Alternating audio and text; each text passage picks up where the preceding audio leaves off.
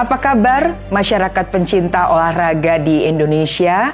Hari ini kita bertemu lagi dalam acara Sportcast KONI yang memang dibuat oleh KONI Pusat untuk memberikan wawasan terhadap perkembangan dunia olahraga di tanah air. Dan kali ini kita masih akan bicara seputar persiapan Pekan Olahraga Nasional ke-21 yang akan terselenggara dalam beberapa bulan lagi, yaitu September 2021. Untuk itu telah hadir bersama saya di studio KONI Pusat Bapak Tubagus Ade Lukman Jayadikusuma Memos. Beliau adalah Sekjen KONI Pusat. Pak Ade, apa kabar? Alhamdulillah baik. Baik ya. Ya, nah, ini masih dalam rangka Road to PON 21, Pak Ade Lukman. Nah, apa positifnya nih Pak diselenggarakan di 2 provinsi? Karena baru kali ini kan ya? Ya, memang PON ke-21 2024 ini diadakan di 2 provinsi, Aceh dan Sumatera Utara. Ini yang pertama kali diadakan di 2 provinsi, jadi ini bisa dikatakan satu terobosan juga ya. Nah, salah satu sisi positif dengan diadakannya di 2 provinsi tentunya ini kan penyebaran dan kesempatan provinsi-provinsi yang ada di Indonesia untuk menjadi tuan rumah ini semakin banyak provinsi bisa ikut. Dan ini kita lihat juga contohnya nanti World Cup sepak bola misalnya gitu ya, yang akan datang di tahun 2026, FIFA World Cup itu diadakan di 3 negara, di Amerika, Kanada, dan Meksiko. Nah ini juga kita sudah waktu itu World Cup ada di 2 negara juga ya, Korea dan Jepang. Bahkan juga nanti Olimpiade itu bisa diadakan di lebih dari 1 negara.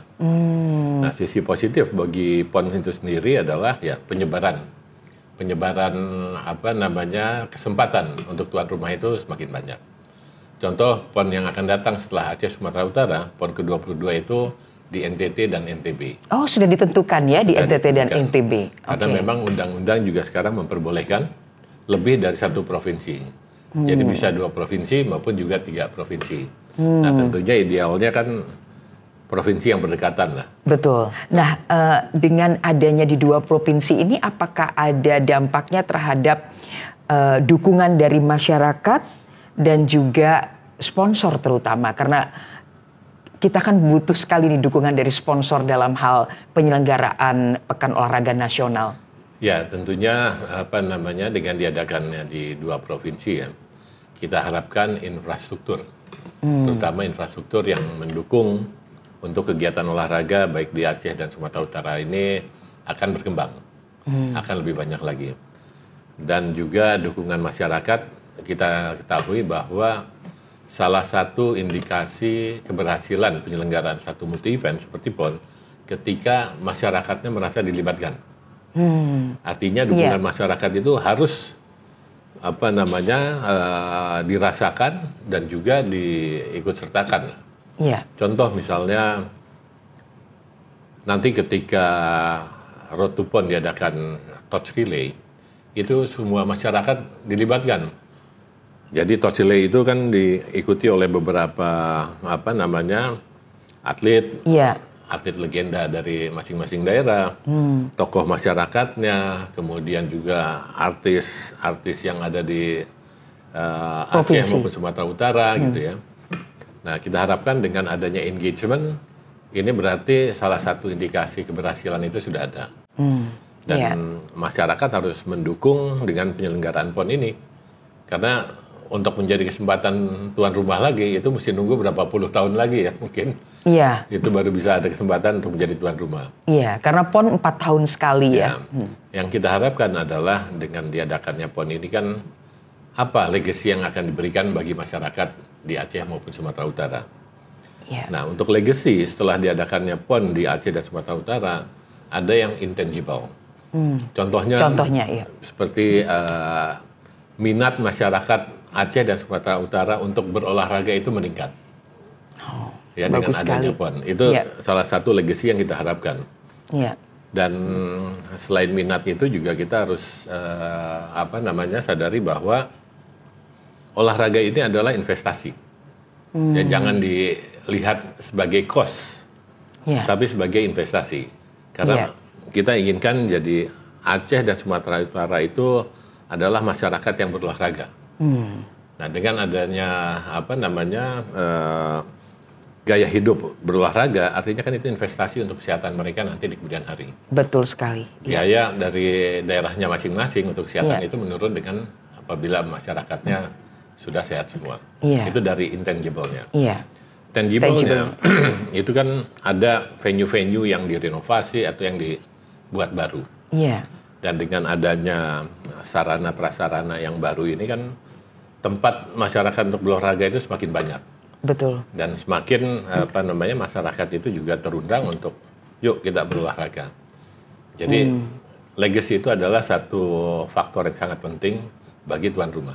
Nah, selain itu juga dengan adanya promosi Aceh dan Sumatera Utara itu kan nanti akan ada banyak pengunjung yang datang untuk menyaksikan PON. Nah, dengan adanya masyarakat yang datang dan melihat secara langsung maupun tidak langsung, itu minat investasi masyarakat untuk membuka satu usaha di Aceh atau Sumatera Utara itu kan semakin bisa meningkat ya. Semakin meningkat. Dan ini yang sudah dirasakan kalau di Olimpiade itu beberapa negara itu semakin percaya, wah yuk kita investasi, contoh di Korea. Iya. Ketika mereka jadi tuan rumah tahun 88 ya. Iya. Dengan menunjukkan kepada dunia bahwa Korea itu mampu untuk menjalankan event sebesar Olimpik, itu investasi-investasi baik yang datang ke Korea maupun Korea keluar itu semakin besar. Iya. Dan kita lihat perkembangan Korea itu setelah Olimpik 88 Maju sekali itu ya. luar biasa. Betul. Nah, kita harapkan bahwa Aceh Sumatera Utara juga memanfaatkan Kesempatan ini dengan baik ini ya. dengan baik. Betul-betul. Jadi berarti yang tadi Pak Lukman sampaikan bahwa tangible itu adanya renovasi, perbaikan, bahkan mungkin tempat baru, itu bisa juga menjadi ajang bagi pemerintah setempat untuk menyelenggarakan juga kompetisi-kompetisi olahraga secara rutin ya, agar masyarakat minatnya terhadap olahraga makin berkembang dan menemukan bibit-bibit baru juga ya, Pak Ade Lukman ya. Karena itu juga kan infrastruktur juga ikut dibangun ya. Betul-betul. Tidak hanya venue-nya, tapi landscaping dan infrastrukturnya itu harusnya mereka sudah siapkan sejak jauh-jauh hari sebelumnya. Sejauh ini persiapannya untuk yang tangible ini bagaimana Pak? Ya, ini kan perlu dilakukan satu promosi ya. Promosi baik yang above the line-nya atau below the line-nya. Iya. Nah, yang lebih mengenai itu sebetulnya kan dilakukan aktivasi-aktivasi seperti misalnya diadakan fun run di Sumatera Utara maupun di Aceh. Kita ajak masyarakat, ayo kita sambut PON ke-21 ini dengan bangga, dan juga mari kita menjadi tuan rumah yang sebaik-baiknya. Karena di sini akan ada 38 provinsi yang akan hadir ke Sumatera Utara dan juga ke Aceh. Dan ketika mereka mengadakan PON ini kan diliput oleh TV dan media, semua media gitu ya. Dan ini adalah showcase dari Aceh dan Sumatera Utara untuk memperlihatkan kemajuannya Aceh Sumatera Utara. Ini adalah kesempatan yang sangat bagus buat Aceh dan Sumatera Utara untuk memperlihatkan kepada Indonesia, artinya ke semua provinsi, bahkan ke negara-negara tetangga. Betul. Progres yang sudah diadakan di Aceh dan Sumatera Utara. Pak Ade Lukman, bicara soal tata kelola daripada PON itu sendiri, karena KONI di dalam hal ini sebagai penyelenggara, saya mendengar bahwa masalah haki nih untuk PON 21 memang sudah mulai ditata dan juga dirintis. Boleh menjelaskan mengenai hal ini, Pak Lukman? Ya, sebetulnya terkait dengan haki ya, atau IP yang biasa kita bilang ini bukan hal yang baru. Iya. Kalau kita lihat di Asian Games maupun Olimpik ini sudah dari dulu sudah dilakukan oleh pemilik IP-nya itu sendiri, pemilik hakinya. Iya. Contoh di Asian Games ini pemiliknya adalah Olympic Council Asia atau OCA. Iya. Nah, mereka itu betul-betul berupaya keras untuk mempertahankan kualitas daripada penyelenggaraan Asian Games. Nah, ini yang jadi utamanya. Iya. Nah, untuk memperlihatkan kualitas daripada satu penyelenggaraan itu kan lebih banyak dari sisi broadcast. Ya. Iya. Kenapa broadcast itu begitu penting? Karena ini akan dilihat oleh dunia. Ya, penyelenggaraan ini, Betul. pesta akbar olahraga ini Iya. akan dilihat oleh dunia. Oleh karenanya kualitas broadcastnya itu harus benar-benar ada standar yang sudah ditentukan. Gitu ya. Ini yang harus dipertahankan. Oleh karenanya KONI pusat juga akan terjun langsung untuk menjaga kualitas broadcast maupun IT-nya. Karena IT dan broadcast ini adalah tulang punggung dari penyelenggaraan satu multi event. Betul. Ini sama juga yang dilakukan oleh OCA maupun IOC di Olympic Games. Ya, bahkan untuk broadcast di Olympic Games ini IOC udah punya sendiri yang namanya OBS, Olympic Broadcast Services, untuk menjaga kualitas dari Olimpik itu sendiri. Contoh Mbak Ayu, penyelenggaraan Olimpik itu kan yang akan datang ini di Paris ya. Di tahun ini itu pengunjung yang datang itu kan mungkin berapa persen dari penduduk dunia. Iya. Katakanlah ada 1 juta pengunjung ingin melihat Olimpik secara langsung di Paris. Tapi sisanya dari penduduk dunia dia kan akan melihat melalui media. Betul. Artinya media itu yang harus dikelola dengan sebaik-baiknya. Itu satu. Kedua juga dengan broadcast itu yang tadi saya sampaikan, masyarakat luar yang tidak ada di Paris itu bisa melihat progresnya, kemajuan dari tuan rumah dari Paris. Contoh nanti ada penyelenggaraan maraton. Maraton itu kan diikuti kurang lebih selama 2 jam sampai 2 jam setengah lah, katakan seperti itu. Nah, ketika ada siaran selama 2 jam setengah itu melewati semuanya tentunya ikonik, tempat-tempat yang ikonik lah di Paris gitu. Kita bisa menikmati juga, oh ini Paris, kota Paris segala macam. Itu kan bisa dimanfaatkan juga untuk promosi kotanya itu sendiri. Betul, untuk pariwisatanya Pariwisatanya sendiri. Seperti itu. Iya, seperti kayak Tour de France gitu ya, kalau kita ikutin. Kembali ke haki ini benar-benar kami sangat concern. Dan kami harus juga melihat bahwa penyelenggaraan PON di Aceh Sumatera Utara ini harus lebih baik dari PON sebelumnya. Nah, untuk menjaga kualitas itu yang harus kita terjun langsung ya, untuk melaksanakan membantu tuan rumah dalam hal broadcast dan IT-nya. Sejauh ini apakah sudah ada televisi atau media televisi swasta ataupun nasional yang bekerja sama? Ongoing proses. Ongoing, Harapan kita adalah bagaimana dari lebih dari 60 cabur yang pertandingan itu bisa dilihat baik secara langsung maupun tidak langsung. Nah, itu yang itu. Karena media-media besar kan biasanya hanya ingin menyiarkan paling 5 cabur. Yang menjadi animo masyarakat besar yang populer. Kita inginnya semua cabur itu juga bisa disaksikan ya. Disaksikan. Kenapa? Karena liputan itu akan menjadi legacy juga. Ya, itu yang tidak akan hilang. Setuju. Misalnya nanti 10 tahun kemudian kita ingin lihat kejuaraan yang ada di Aceh dan Sumut PON, itu masih bisa lihat melalui YouTube kah, melalui platform media sosial yang lainnya, itu masih bisa dilihat. Dan itu menjadi salah satu legacy. Nah, dengan pengelolaan broadcast yang baik, tentunya sponsor juga akan senang ya. Karena sponsor selalu akan menanyakan media value-nya seperti apa. Betul. Nah, itu yang harus kita perhatikan. Ya, mudah-mudahan dengan value PON yang akan semakin baik, sponsor juga akan semakin mudah untuk ikut berpartisipasi. Untuk ikut mendukung ya. Baik, Pak Lukman. Nah, kita sekarang beralih kepada program-program yang KONI Pusat juga mempunyai perhatian lebih di samping juga penyelenggaraan PON 21. Seperti misalnya program Pekan Olahraga Nasional Bela Diri atau Pekan Olahraga Nasional Indoor. Dan saya juga mendengar akan diselenggarakannya PON Remaja untuk mendapatkan bibit-bibit baru. Nah, boleh juga Pak Ade Lukman menceritakan mengenai hal ini? Ya, Mbak Ayu. Jadi kita lihat apa yang sudah dilakukan di tingkat Asia maupun di dunia. Saya mulai dari yang paling atas dulu, di tingkat dunia. IOC itu mereka sudah punya yang namanya Olympic Games. Olympic Games itu ada Summer Olympic Games, ada Winter Olympic Games. Selain itu mereka juga punya Youth Olympic Games, baik yang Summer maupun yang Winter. Ya, mereka punya 4 event besar. Itu di tingkat dunia. Di tingkat Asia, ya OCA, mereka punya Asian Games. Mereka punya Asian Winter Games. Mereka punya Asian Beach Games. Mereka punya Asian Indoor Games. Mereka punya Asian Martial Art Games.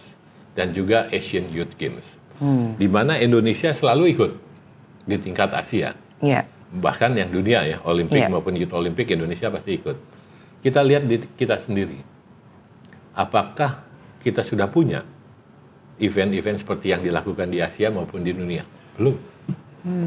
Tapi kita selalu ikut yang tingkat Asia, tingkat dunia. Tapi di dalam negeri dalam sendiri ini itu kan sebagai fondasinya untuk kita bisa ikut serta di Asia sama dunia. Iya, setuju. Nah, oleh karenanya KONI Pusat berinisiasi sejak 5 tahun lebih yang lalu ya untuk membuat Pekan Olahraga Nasional. Sudah ada, tentunya itu yang siklusnya 4 tahun sekali. Kemudian kita juga buat Pekan Olahraga Bela Diri Nasional atau disebut Indonesia Martial Art Games. Itu 2 tahun sekali ya? 2 tahun sekali. Kita juga nanti akan punya Pekan Olahraga Pantai Nasional. Ini belum pernah nih? Belum pernah, ya. Baru akan dilaksanakan. Iya, dan kita punya banyak pantai indah. Kemudian kita juga punya Pekan Olahraga Indoor. Ya. Kemudian nanti ada Pekan Olahraga Remaja. Itu sebagai persiapan kita juga untuk menuju Asian Youth Games atau Youth Olympic Games. Saya pernah jadi ketua kontingen di Youth Olympic Games yang pertama di Singapura tahun 2010. Saya merasakan betapa sulitnya mencari atlet-atlet di tingkat junior. Di Indonesia? Di Indonesia. Itu saya merasakan benar sulitnya. Sampai akhirnya hanya beberapa cabur yang kita temui dan kompetitif untuk dipertandingkan di Youth Olympic Games. Akhirnya ada berapa cabur pada 2010 itu yang ikut? Waktu itu ada beberapa cabur ya, yang utamanya adalah tentunya dari badminton dan angkat besi. Karena mereka memang sudah punya sistem kompetisi, jenjang kompetisi yang sangat konsisten dan sistematis. Ya, puji syukur juga alhamdulillah bahwa di Youth Olympic Games pertama kita sempat dapat medali dari angkat besi. Walaupun hanya perunggu ya. Tapi harus kita banggakan. Nah, artinya apa? Kita harus dimulai dari Indonesia. Kita harus hidupkan kembali yang namanya Pekan Olahraga Remaja sebagai persiapan untuk ke sana, untuk ke tingkat Asia maupun dunia. Betul. Dan kalau kita lihat di Indonesia hanya punya PON yang 4 tahun sekali, itu sangat kurang. Buat atlet untuk atlet-atlet nasional kita ya, kompetisi. PON di Korea itu setiap tahun ada PON. Di kita 4 tahun sekali. Iya, itu rentangnya cukup panjang ya. Artinya kan kita harus mengisi harus mengisi kekosongan itu dengan adanya tadi multi event yang di Indonesia itu yang saya sebutkan. Jadi setiap tahun itu kita ada event. Sampai menunggu PON. Tentunya PON masih yang paling tinggi. Tapi di luar PON itu ya, tadi ada Indonesia Beach Games, Indonesia Martial Art Games, Indonesia Indoor Games, dan juga Indonesia Youth Games. Itu untuk juga latihan itu kan kayak jangan kita latihan terus tapi kompetisinya nggak ada. Latihan itu kan harus berkesinambungan terus. Betul. Kompetisinya juga harus ada. Jadi mereka juga familiar dengan iklim kompetisi yang di tingkat nasional dulu, baru di tingkat Asia, baru tingkat dunia. Betul, karena memang bukan hanya skillnya untuk olahraga ya, tapi juga mental yang perlu dibangun ya, Pak Lukman dalam hal ini ya, dan itu bisa mereka dapati dari pengalaman-pengalaman atau jam terbang mengikuti berbagai kompetisi. Seperti yang kita nonton tadi pagi subuh. Kita sangat bangga ketika Indonesia berhasil mengalahkan Korea. Nah, untuk menuju ke level itu kan tentunya mulai dari mereka ikut bertanding di klub-klub ya di tingkat daerah, tingkat nasional, kemudian banyak pemain-pemain kita juga yang ikut di liga-liga di luar Indonesia. Dan mereka iklim kompetisi itu jadi sudah biasa. Tidak ada lagi yang namanya demam panggung, Iya, apa-apa segala grogi, macam. nervous ya. Dan mereka sudah merasa satu level dengan negara-negara besar seperti Korea. Iya. Nah, kita harapkan juga iklim kompetisi itu sudah dirasakan di tingkat nasional. Semakin banyak kompetisinya itu akan semakin baik untuk atlet kita untuk persiapan ke level yang lebih tinggi. Artinya agenda KONI pusat semakin padat dan tentunya perlu kerja keras untuk hal ini ya, Pak Ade Lukman ya. Dan perlu juga sinergitas. Iya. Sinergitas antara KONI pusat dengan pemerintah, baik pun pusat di daerah, juga dengan anggota-anggota kita di KONI provinsi maupun juga anggota kita di cabang-cabang olahraga. Betul. Dan juga pihak-pihak swasta juga kita harapkan bisa mendukung ya. Betul. Bisa mendukung kegiatan ini karena kita lihat sekarang sudah ada shifting dari negara-negara besar ya. Seperti kalau di barat itu ada Amerika, di timur itu ada China, Jepang, Korea. Mereka itu kalau dulu itu berlomba-lomba untuk melihatkan kekuatan militernya. Kalau sekarang udah tidak seperti itu. Mereka berlomba-lomba untuk memperlihatkan kekuatan dari prestasi olahraga. Iya. Nah, oleh karenanya sekarang kan ini satu kebanggaan tersendiri apabila kita semakin banyak atlet-atlet kita yang duduk di tingkat yang sangat terpandang dan dihormati ya. Betul. Yaitu dengan menjadi juara. Betul. Karena itu membawa nama negara dan bangsa.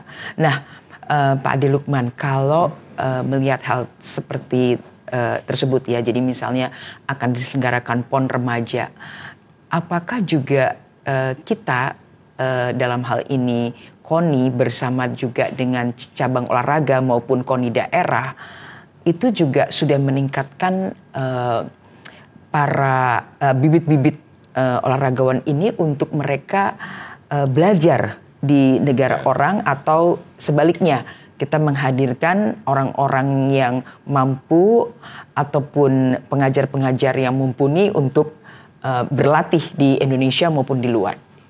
Ya, kita sesuai dengan himbauan pemerintah ya, melalui Kemenpora waktu itu, bahwa kita harus menekankan 3 hal. Sport science, sport industry, dan sport tourism. Nah, ketiga hal ini itu bisa terjadi apabila kompetisinya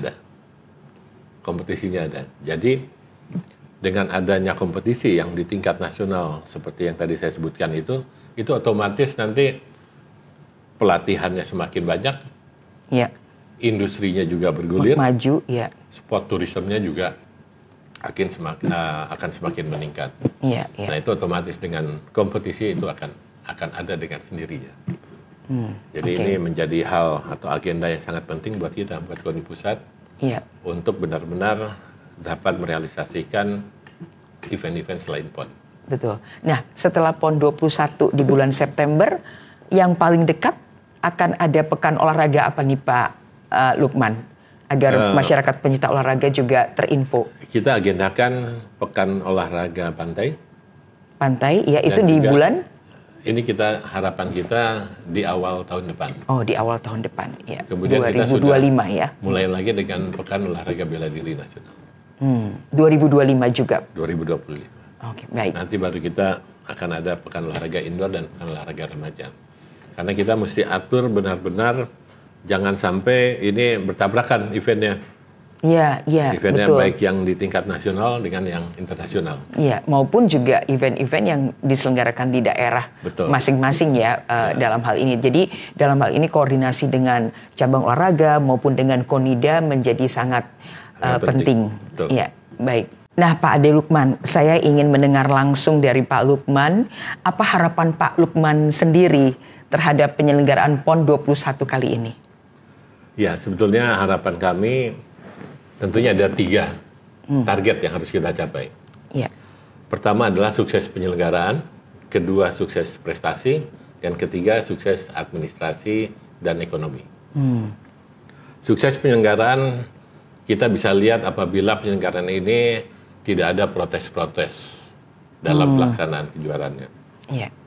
Sukses prestasi ini bisa kita lihat dari adanya pemecahan rekor-rekor nasional. Tapi juga tidak mungkin menutup pemecahan rekor dunia ya? Nggak menutup. Kita lihat bahwa di PON sebelumnya ada juga pemecahan rekor dunia dari cabang olahraga angkat besi. Iya. Nah, kita harapkan bahwa PON Aceh Sumatera Utara ini juga banyak pemecahan rekor baik di tingkat nasional maupun tingkat regional, Asia maupun dunia. Iya. Itu bisa kita lihat kalau ada pemecahan rekor berarti sukses prestasi itu tercapai. Ketiga, sukses administrasi. Tata kelola administrasinya harus rapi, ya, jangan sampai ada permasalahan-permasalahan di kemudian hari. Iya. Dan juga kita harapkan dengan adanya PON ke-21 tuan rumah ini ada peningkatan pendapatan daerah yang signifikan. Iya. Itu harapan kita. Ya, jadi tidak hanya pendapatan itu meningkat pada waktu penyelenggaraan, tetapi sesudahnya terus berkesinambungan. Baik, terima kasih Pak Ade Lukman untuk informasi yang sudah diberikan kepada kami dan khususnya kepada masyarakat pencinta olahraga di Indonesia. Jangan lupa pesan yang disampaikan oleh Pak Ade Lukman. Mari kita meriahkan dan kita support penyelenggaraan Pekan Olahraga Nasional ke-21 bulan September di Provinsi Aceh dan Sumatera Utara. Sampai jumpa di acara Sportcast KONI berikutnya. Salam olahraga. Jaya.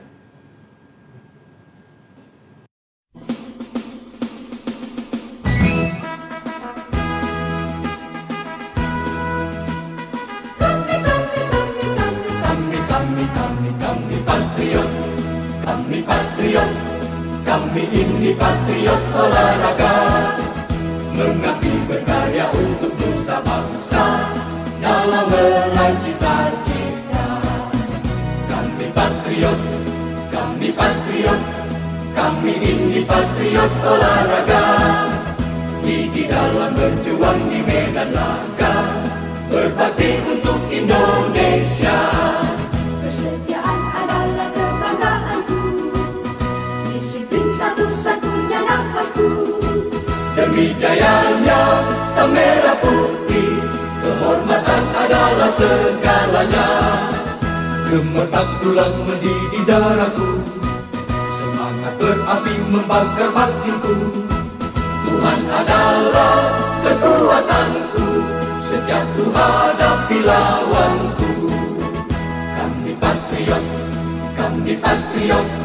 kami ini patriot olahraga. Biar mata dunia memandang Indonesia, kita dahsyat dan perkasa. Biar mata dunia memandang Indonesia, kita dahsyat dan perkasa.